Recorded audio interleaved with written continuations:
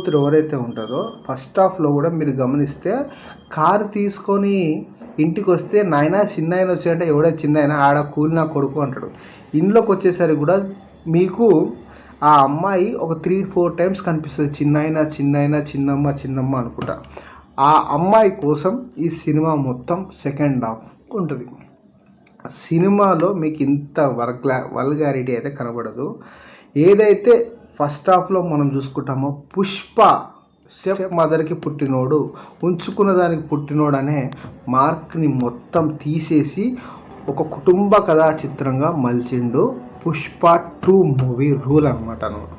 Cinema అయితే అది ఇక సినిమాలో హైలైట్స్ కోసం చెప్పుకుంటే సినిమా మొత్తం హైలైటే.